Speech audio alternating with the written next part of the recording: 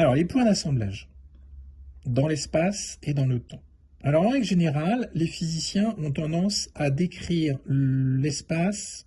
Alors, ça va être un peu grossier, hein, évidemment, mais c'est pour qu'on se comprenne. Parce que ce qu'il propose est beaucoup plus fin que ça, évidemment. Mais on a tendance, on voit ça par exemple dans des vidéos du physicien Brian Greene, à présenter l'espace comme cela, comme un espèce de quadrillage.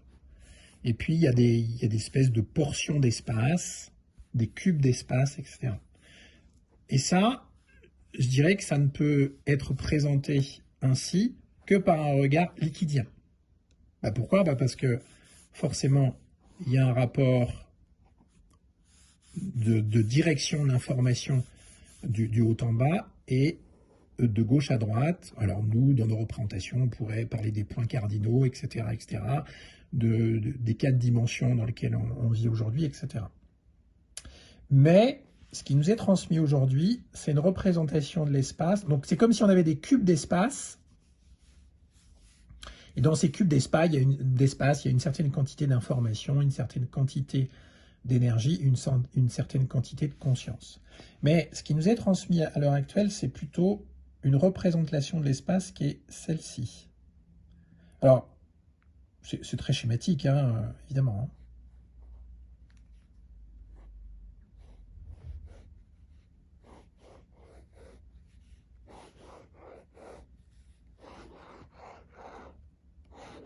Je pense que vous avez compris. Voilà, c'est que l'espace, a priori, se présente plutôt comme ça. Il est plutôt structuré sous cette forme. Hein.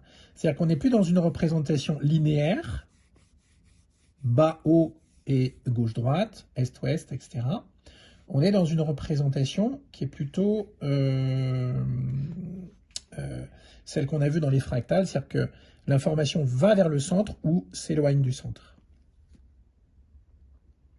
Les points d'assemblage, en fait, ce sont des points qui permettent de rassembler, alors on pourrait dire, tous les espaces un peu compartimentés qu'on a. C'est-à-dire que les points d'assemblage, ça donne quelque chose comme ça. C'est-à-dire que les points d'assemblage rassemblent toutes les formes et tous les cubes d'espace dans l'espace. Et là, en fait, tout ce que je suis en train de dessiner,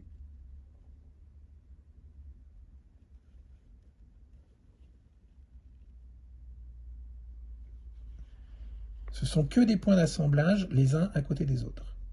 Je ne sais pas si on voit bien ce que je dessine. Ah oui, c'est bien. Oui, ça va. Alors, vous avez compris que les points d'assemblage, c'est le spin.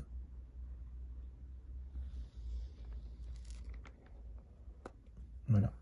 Et puis, ça continue, évidemment. Donc, les points d'assemblage qu'on a évoqués hier, où la vie est à son firmament, c'est tous les petits points qu'il y a et qui s'assemblent ici au niveau du spin. Ce sont ces points d'assemblage. À distinguer des traces du spin qu'on peut appeler la mémoire, sur lesquelles le regard liquidien s'accroche, hein, il s'attache. Là, on est vraiment sur tous les points qui permettent de relier, je dirais, toutes les dimensions de l'espace. Je ne sais pas si c'est clair. Toutes les dimensions de l'espace. D'accord? Là, on les a de manière linéaire. Là, on les a... Alors là, ce qu'on voit, c'est une représentation en conscience extra-liquidienne. Je précise quand même. Hein. Voilà. Donc, tous les points d'assemblage sont ici. Et c'est dans ces points d'assemblage que la vie est infinie. C'est-à-dire que le lien entre le regard et la réalité est optimal. C'est-à-dire qu'il n'y a aucune séparation entre le regard et la réalité. Ce sont tous ces points d'assemblage. Mais ça veut dire aussi que alors ça, c'est le spin, hein, comme vous le voyez. Donc, si on ajoute tous les points d'assemblage, ça donne le spin, grossièrement. C'est pas grossièrement, c'est ainsi. Mais ce qui se passe, c'est que tous ces points d'assemblage sont les points d'accès à l'espace dans son éternité et dans son infinitude. Donc ça veut dire que tout ce qui va apparaître, ce sont tous les points de jaillissement de l'information. Le jaillissement, vous l'avez devant vous. C'est tous ces points-là.